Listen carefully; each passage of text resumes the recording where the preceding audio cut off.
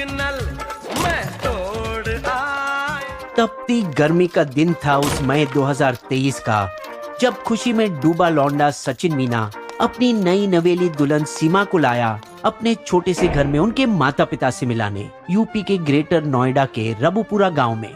माँ आ देख, तेरा बेटा पाकिस्तान से बहू लाया।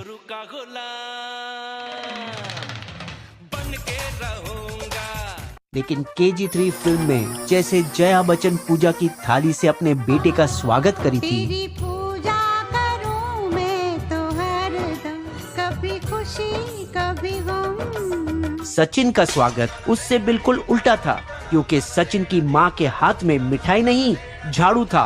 पाकिस्तान? क्या पाकिस्तान? हे माँ, माता जी। उनके पिता भी इतना गुस्सा हुए कि दाढ़ी बनाते बनाते अपने गाल गलती से काट बैठे। तुझे मना किया था ना, बर्बाद कर ली तूने जिंदगी। इस शोर से उसके बूढ़े दादा भी नींद से जाग गए। पाकिस्तानी बहू, क्या सही सुना मैंने? नाक कट जाएगी हमारे तो। जबकि उसके गुस्सेल चाचा सीमा पर लांछन लगाए, दुश्मन देश की बहू, पक्का जासूस होगी। नापसंद किए जाने के बावजूद सीमा बड़ों के आदर में उनके पैर छूने के लिए झुकी। सासू माँ, प्लीज हमें अपना लीजिए और आशीर्वाद दीजिए। पर सचिन का खफा परिवार उनसे मुंह मोड़कर अंदर चला गया और जोड़े को अकेला छोड़ दिया। उनके इस बर्ताव से सचिन को बड़ा धक्का लगा। उसके परिवार को कम से कम उसकी पसंद को अपना लेना चाहिए था। छल से जो टूटे कोई सपना, जग सुना सुना लागे, जग सुना सुना लागे, कोई रहे ना जब अपना। तो गुस्से में प्यार में लट्टू सचिन अपना घर छोड़ा और सीमा को उसी पड़ोस में एक किराए के कमरे में ले चला। प्यारे बच्चों, अप्पू आ रहे हैं। जहाँ आप क्या देखते हो, 4 बच्चे जो सीमा की पिछली शादी से थे वहाँ पहले से रखे गए, जो अब सचिन को नए पिता के रूप में अपनाने लगे थे। दुल्हा के घर आने की पहली रात के अवसर पर सिर्फ सचिन का चचेरा भाई उसके साथ जश्न मनाने आया। कितनी सुंदर भाभी लाए भैया, कोई भी पगला जाए। पर ऐसी छोरी को पटाया कैसे? बताओ। तुझे बड़ी चुल मच रही तो सुन शुरुआत से। ये चांद सा रोशन चेहरा, जुल्फों का रंग सुना। तेरी सीमा भाभी की शादी 2014 में 18 साल की बालिग उम्र में हुई गुलाम हैदर नाम एक बंदे से। कबूल है। पाकिस्तान के सिंध प्रांत के खैरपुर जिले में। शादी के बाद वे कराची शिफ्ट हुए और एक तंग गली में पुरानी बिल्डिंग के एक छोटे से फ्लैट में रहने लगे, जिसके आसपास सिर्फ गंदगी भरी थी। गुलाम रिक्शा चलाता था, जिसमें बहुत कम कमाई होती थी। आने वाले सालों में उनका गुजारा बहुत तंगी से हुआ और वो अपने 3 छोटे बच्चे को बड़ी मुश्किल से पाले। आमदनी अठन, खर्चा रुपया। एक तुम्हारे लिए और ये दूध छुटकी के लिए। और अम्मी तुम्हारे लिए? बेटा, मेरा पेट तो तुम्हारे अब्बू के तानों से ही भर जाता है। मियाँ बीवी में खूब झगड़े होते थे। नौकरानी बनाने के लिए शादी की है क्या? दिन भर खाना बनाती हूँ, सफाई करती हूँ, कपड़े धोती हूँ। सोने का हार कब ला कर दोगे मुझे? और गुलाम भी अक्सर अपने आप को खो देता था। दिन भर लोगों को यहाँ वहाँ चलाता थक जाऊं, उसके बाद तुम्हारी मांगे ना खत्म होती, जहन्नम हो गई मेरी जिंदगी। इस रोजमर्रा की खिटपिट से छुटकारा पाने के लिए और अपने बढ़ते परिवार का पालन के लिए भी वो 2019 के अंत में एक ज्यादा पैसे देने वाली नौकरी के लिए गल्फ गया, जहां से अपने परिवार को पैसे भेजे, जिससे उनकी आर्थिक स्थिति में काफी सुधार हुई। लेकिन सीमा अब अकेलापन महसूस करने लगी और हमेशा उदास सी रही, क्योंकि भले ही वो उसके साथ बदतमीजी करता था, आखिर था तो वो उसका पति, और उसकी अब बहुत याद आने लगी। जाना नहीं। अब आते हैं मेरी कहानी पर। मैं अभी सिर्फ 18 साल का ही हुआ था और पास की एक किराने की दुकान में 8,000 रुपये तनख्वाह पर काम करना शुरू किया। फिर 2020 में महामारी का कहर आ टपका, दुकानें बंद हो गई और मेरी नौकरी भी चली गई। लेकिन ऐसा होने से मेरी लाइफ एकदम पलटी मारी, क्योंकि तब शूटर गेम PUBG मेरी जिंदगी में आई। एक दिन जब गेम के बीच दुश्मन शूटर्स मुझे घेर कर मारने ही वाले थे, तब तेरी भाभी कटरीना कैफ जैसे धमाकेदार एंट्री मारी और मेरे सभी दुश्मनों को मारकर मुझे बचा लिया। एक्शन में रोमांस जैसा था PUBG फिल्म के सेट पर।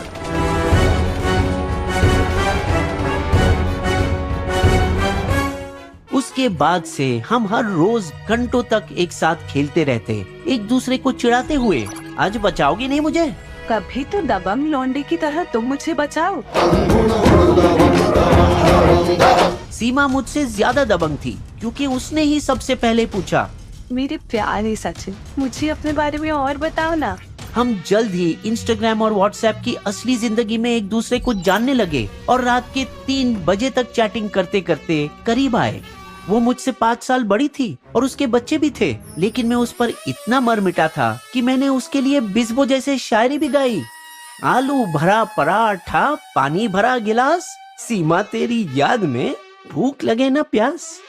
वो मेरे लिए अक्सर फोन ऑन रखकर ही सोती थी ताकि मैं वीडियो कॉल के जरिए उसे रात भर देख सकूं।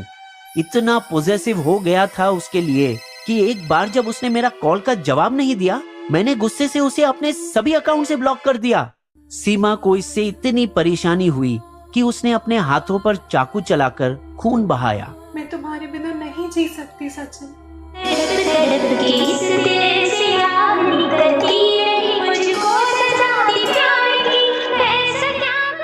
जब मेरे भाई ने मुझे उन जख्मों की तस्वीरें दिखाई जो सीमा ने उसे भेजी थी, मुझे बहुत बुरा लगा और उसके बाद मैंने वादा किया कि हम हमेशा साथ रहेंगे। वो मुझसे इतना प्यार करती थी कि उसे भारतीय संस्कृति से भी प्यार हो गया। व्हाट्सएप वीडियो कॉल पर मेरे लिए करवा चौथ मनाई साड़ी में, नवरात्रि पर गरबा खेली और होली पर रंग जमाई। हमारे रिश्ते के 4 साल होने आए थे और अब हम दुश्मन देशों के नागरिक अपनी जिंदगी एक साथ बिताने का सपना देख रहे थे। ओ भैंस की आंख, तू क्या गदर के सनी देओल की तरह पाकिस्तान गया था उसे लेने? तूने सीमा को फ्लावर समझा क्या? फायर है वो। ऐसा हुआ कि लेकिन तभी अचानक सचिन के चाचा छत पर धमाके से अंदर आए। अपने बेटे सचिन के चचेरे भाई को कान से पकड़ा और वहां से उसे घसीट कर ले जाते समय सचिन को फटकार लगाई। तूने प्यार के लिए परिवार को पराया कर दिया, लानत हो तुझ पे। लेकिन सचिन ने ठान रखी कि वो सब ठीक कर लेगा, पर उससे पहले एक नौकरी की जरूरत थी जो उसे एक पास के दुकान में मिली। अगले कुछ हफ्तों तक हर रात वो अपने किराए के फ्लैट में लौटता और अपने नए परिवार सीमा और उसके बच्चे के साथ खुशी खुशी रात का खाना खाता। बीच में अपने माता पिता के साथ समय बिताने के लिए घर भी जाता, हालांकि वहाँ का माहौल थोड़ा गर्म ही रहता था। बेटा घर आया है, उसके साथ एक चाय तो पी लो। तनाव को उसने हंसी मजाक से दूर करने की कोशिश की। चाय से क्या दुश्मनी पापा, वो तो इंडियन है ना। पर क्योंकि सचिन अपनी माँ का लाडला था तो उसने उन्हें पहले पटाने की कोशिश की। वो बहुत अच्छी है माँ, इतनी सुंदर बंदी मुझे नहीं मिलेगी इंडिया में। फिर अपने चचा को मनाया। कैसे भरोसा दिलाऊं आपको कि स्पाई नहीं है वो, भैया जानते हैं सालों से उससे। और जैसे गदर में सनी देओल ने पाकिस्तान जाकर अपने ससुर को फुसलाने के लिए उसका धर्म अपनाया। तुम्हें इस्लाम कबूल है? कबूल है। सीमा ने सचमुच सचिन के परिवार को दिखाया कि उसने इंडिया आकर हिंदू धर्म अपनाया। मम्मी पापा, हिंदुस्तान जिंदाबाद था, जिंदाबाद है और जिंदाबाद रहेगा। अब वो राधे राधे की चुन्नी गले में डाल, माथे पर बिंदी और सिंदूर लगाकर सज सवारती और सिर्फ शाकाहारी भोजन खाती। इस हद तक गई कि अपने बच्चों के नाम तक बदल डाले। फरहान को राज, फरवा को प्रियंका, फरीहा को परी और फरहा को मुन्नी। उसकी कोशिशें सचिन की माँ को खुश करने में रंग लाई और आखिरकार उन्होंने सचिन के पापा को भी मना लिया। जो होना था सो हो गया, मान जाओ। अब तो पूरा मोहल्ला बातें बनाने लगा है। पड़ोस की औरतें सचमुच उनका मजाक उड़ा रही थी। सचिन क्या है सचिन में? लप्पू तो सचिन है, मुंह में तो बोलना वहाँ पे है ना, बोलना है ना, झिंगुर तो लड़का। इसीलिए समझदार पिता जिद छोड़ी और जोड़े को सलाह दी। सीमा को अपनाने के लिए हम तैयार हैं, लेकिन सचिन, शादी को कानूनी बनाना बहुत इम्पोर्टेंट है। दोनों खुशी खुशी एक वकील के पास गए और उसे कोर्ट मैरिज करने के लिए सारे दस्तावेज दिए। क्यों उन्होंने पाकिस्तान पहचान पत्र भी उसे दिया समझ नहीं आता, लेकिन उसे देखकर वकील हड़बड़ा गया। पाकिस्तान से हो, कहाँ है तुम्हारी वीजा? इंडिया वीजा दिखाओ। ये सुनकर उनके चेहरे का ऐसा रंग उतरा कि सचिन ने टेबल के नीचे सीमा का हाथ जोर से पकड़ा और दोनों डर के मारे तुरंत वहाँ से निकल गए बिना कुछ और खुलासा किए। वकील ने भाप लिया कि दाल में कुछ काला था और पुलिस को कॉल किया। मैं पाकिस्तान से आए एक अवैध अप्रवासन के मामले की रिपोर्ट करना चाहता हूँ। सचिन ने होशियारी दिखाते हुए ऑफिस के दरवाजे पर कान लगाकर बाहर से वकील की बात सुननी और दोनों वहां ग्रेटर नोएडा से भाग निकले रोडवेज बस में सीधे हरियाणा के बल्लभगढ़ के लिए। लेकिन पुलिस तेजी से उनका पीछा करते हुए उनकी बस को बीच रास्ते में ही रोक लिया और 4 जुलाई के उस दिन सीमा को गिरफ्तार किया पाकिस्तान से गैर कानूनी तरीके से भारत आने के आरोप में और सचिन और उसके पिता को उसे पनाह देने की साजिश के लिए। जब लोकल पुलिस सीमा को थाने ले जा रही थी तो उसने कुछ मीडिया रिपोर्टर से चिल्लाकर कहा, मुझे वापस नहीं जाना प्लीज, मैं सचिन से प्यार करती हूँ, सब कुछ छोड़ कर आई हूँ उसके साथ परिवार बसाने के लिए। शायद नियति मुस्कुराई इन दोनों प्रेमियों पर, क्योंकि 4 दिन बाद 8 जुलाई के रोज एक दरिया दिल जज ने उन सभी को जमानत दी, लेकिन शर्तों के साथ। आप अदालत की इजाजत के बिना न तो देश से बाहर जा सकते न ही अपना पता बदल सकते हो। वे भले ही जेल की सलाखों से तो बाहर आ गए, लेकिन अब टीवी मीडिया और लोकल यूट्यूब रिपोर्टर्स ने उन्हें घर में कैद कर डाला। दिन में 16-16 घंटों का सर्कस लगाकर, जिसमें उनके जोकर पत्रकार सुबह से रात तक उनके घर पर डेरा डाले रहते। सीमा को देखने के लिए पूरे यूपी से जन सैलाब उनके घर उमड़ पड़ा। भाई, पाकिस्तानी भाभी की एक झलक मिल जाए बस, जल्दी चलो। जो होना बाकी था वो भी हुआ जब लोग प्रेरित हुए हाल ही में रिलीज कई बॉलीवुड स्पाई फिल्मों से और आरोप उड़ने लगे कि सीमा पाकिस्तानी जासूस थी जिसने बेचारे सचिन को हनी ट्रैप में फंसाया था। लेकिन ये बात फिट नहीं बैठती, क्योंकि प्रदीप कुरुलकर जिसके साथ हाल ही में हनी ट्रैप हुआ था वो DRDO का टॉप मिसाइल साइंटिस्ट था, जबकि सचिन में ऐसी कोई बात नहीं थी। फिर भी यूपी का ATS जोड़े को 17 और 18 जुलाई को लंबी पूछताछ के लिए ले गया। सच सच बता, ISI के साथ कब से मिली हुई है तुम? ऐसा कुछ भी नहीं है मैडम। और यहाँ उसने इस राज का खुलासा किया कि वो भारत कैसे आई। कैसे आई वीजा के बिना बॉर्डर पार करके? किसने दिए इतने पैसे? पूरी बात तो ये है मैडम जी। उसने अपनी कहानी सुनाई। फरवरी 2023 में मैंने पहले कानूनी तरीके से भारतीय वीजा लेने की कोशिश करी थी, लेकिन गार्ड्स ने मेरे जैसे गरीब इंसान को वहाँ से भगा दिया। फिर मार्च में एक लोकल ट्रैवल एजेंट ने मुझे प्लेन में कराची से पहले दुबई पहुँचने में मदद की और फिर वहाँ से काठमांडू के लिए कनेक्टिंग फ्लाइट लेनी पड़ी, जहाँ काठमांडू की खूबसूरत रोमांटिक वादियों में आखिरकार मेरी मुलाकात अपने दिल जिगर सचिन से पहली बार हुई। फिर हमने पशुपतिनाथ मंदिर में हिंदू रीति रिवाज से शादी की। ये मेरी जिंदगी के बेस्ट एंड बेस्ट लम्हे थे, जब हमने पहली बार सड़कों पर सैर सपाटा किया और साथ में इंस्टाग्राम रील्स बनाई। होटल के कमरे में हनीमून बेड पर एक दूसरे की बाहों में लिपटे हुए हमने सुपरहिट हिंदी फिल्म कदर देखी, क्योंकि हमें हमेशा लगा कि ये स्क्रीन पर दिखाई गई हमारी जिंदगी की कहानी है। दरअसल सचिन पहले पाकिस्तान आना चाहते थे, लेकिन मैंने उन्हें रोक दिया। देखो, तुम्हारे हाथ पे ये ओम है, पाकिस्तान में हिंदू बने रहकर जीना बहुत मुश्किल होगा। ये भी है कि मैं खुद यहाँ आकर रहना चाहती थी, क्योंकि मुझे भारत में महिलाओं को मिलने वाली आजादी के मजे लूटने थे, जो पाकिस्तान के रूढ़िवादी समाज में लड़कियों को नहीं मिलती। इसीलिए हम कुछ समय के लिए अलग हुए। डरो मत सचिन, हम जरूर मिलेंगे और हमेशा साथ रहेंगे। अपने देशों में वापस आकर हमने ऑनलाइन ब्राउज किया कि कैसे मैं खुले नेपाल बॉर्डर से भारत आ सकती हूँ। इसलिए मैंने हमारे एक छोटे से एक्स्ट्रा फ्लैट को 12 लाख पाकिस्तानी रुपये में, मतलब 5 लाख भारतीय रुपये की कीमत पर बेचा, अपनी यात्रा का खर्च उठाने के लिए। मेरी किस्मत एक बार फिर रंग लाई जब 9 मई को तब के पाकिस्तान पीएम इमरान खान की गिरफ्तारी के बाद कराची में उनके फैंस द्वारा हुए हिंसक विरोध प्रदर्शन की वजह से लगी कर्फ्यू और बंद इंटरनेट की आड़ में मैं अपने घर से भाग निकली। मैं खुश थी कि अब बिना किसी फोन नेटवर्क के मेरे पति और उनका परिवार मुझसे पूरी तरह से कट ऑफ हो गए थे। मैं फिर से पिछली यात्रा की तरह कराची से शारजाह गई, फिर वहाँ से काठमांडू पहुँची और इस बार आगे नेपाल में पोखरा तक भी गई। वहाँ एक दलाल ने हमें भारतीय गांव वालों जैसे कपड़े पहनने में मदद की, जिससे हमें पोखरा से दिल्ली की बस में मदद मिली। ID कार्ड दिखाओ, बिना ID टिकट नहीं मिलेगा। मेरा दिल जोरों से धड़कने लगा, लेकिन मैं साहस रखते हुए झूठ बोली। तू जानता नहीं, मेरे पति सचिन यूपी के बड़े ठाकुर हैं और मैं उनकी ठाकुराइन। जो टुट का काम कर गया और उन्होंने मुझे और मेरे बच्चों को टिकट दे दिए। दिल्ली के कश्मीरी गेट ISBT पहुंचने के बाद मैंने वहां से एक और बस करी सचिन के गांव के पास एक छोटे शहर जेवर के लिए। जब मैं रबुपुरा की फलीदा रोड क्रॉसिंग पर उतरी तो सड़क की दूसरी ओर सचिन मेरा इंतजार कर रहा था। वाह, 5वीं कक्षा फेल लड़की ये सब अकेली की, समझ रखा है क्या हमें? हिंदी और इंग्लिश दोनों कैसे पता है तुम्हें? सच सच बताओ, किसने दी ट्रेनिंग? नहीं मैम, मैं जब जवान थी तब मैंने इंग्लिश डिक्शनरी पढ़ के कुछ सीखा मेरे चचेरे भाई के साथ। मैं स्कूल नहीं गई पर इतनी समझ है कि दुनिया कैसे चलती है। जल्द ही मीडिया में ऐसी खबरें फैलने लगी कि सीमा के चचा और भाई पाकिस्तानी फौज में थे और उनके भड़कावे में कथित तौर पर उसने फेसबुक पे भारतीय सेना के जवानों को फ्रेंड रिक्वेस्ट भी भेजी थी। फिर भी ये अभी तक साबित नहीं हो सका कि वो पाकिस्तानी जासूस है या नहीं। जब तक हमारे पास पुख्ता सबूत नहीं आता तब तक इस पर कुछ भी कहना सही नहीं होगा।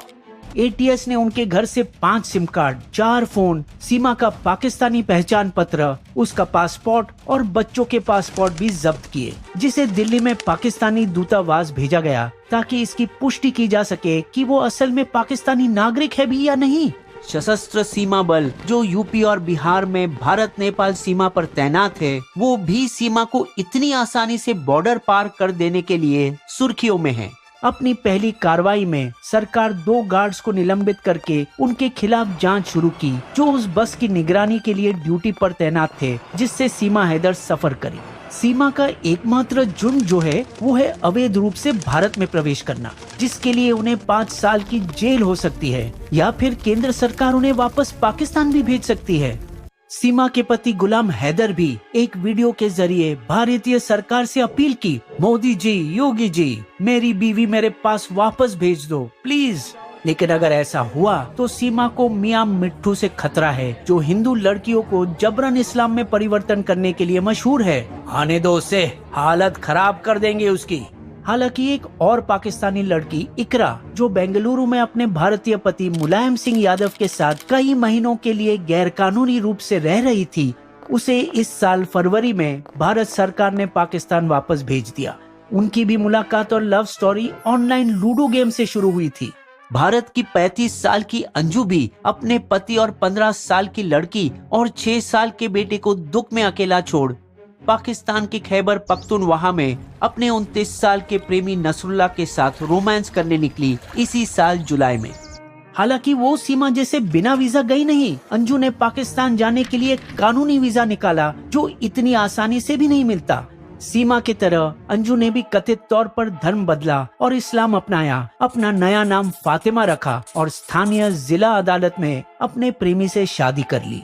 बताया गया कि पाकिस्तानियों ने उनका स्वागत किया और बिजनेसमैन ने उन्हें जमीन और 50,000 पाकिस्तानी रुपए दिए, भारतीय 20,000। लेकिन भारत के हमीद अंसारी इतने नसीबदार नहीं निकले जब वो फेसबुक द्वारा एक पाकिस्तानी लड़की से प्यार करते हुए वहां 2022 में उनके साथ शादी करने गए थे। उसे भारतीय जासूस समझकर 6 साल जेल में बहुत ज्यादा 3rd डिग्री टॉर्चर किया गया। अंत में उसे रिहाई मिली और वो भारत वापस भी आए खाली हाथ, जिस स्टोरी में हमने विस्तार में वीडियो बनाया है। सचिन और सीमा की आगे की राह काफी मुश्किल है क्योंकि यूपी पुलिस के अधिकारी लगातार रबुपुरा में उनके घर के बाहर तैनात है। उन्होंने सनसनी फैलाने वाले मीडिया से भी दूरी बनाई, घर के बाहर एक नोट लगाकर, मीडिया प्लीज हमारी निजी जिंदगी का सम्मान करे। अपने घर में फंसे सीमा और सचिन फिर से आर्थिक तंगी से जूझ रहे हैं। फिर भी वो भारत का हिस्सा बनने की पुरजोर कोशिश कर रही और स्वतंत्रता दिवस पर राष्ट्रीय झंडा भी लहराया, हिंदुस्तान जिंदाबाद, जय भारत माता। लेकिन जाहिर है कि सब कुछ इस बात पर निर्भर करेगा कि ATS उसे क्लीन चिट देती है या नहीं और राजनीतिक दबाव क्या रंग लेगा। क्या सचिन सीमा भारत में शांति से रह पाएंगे या क्या उनके नसीब में अब भी खोट बाकी है। बीसवों की शायरी।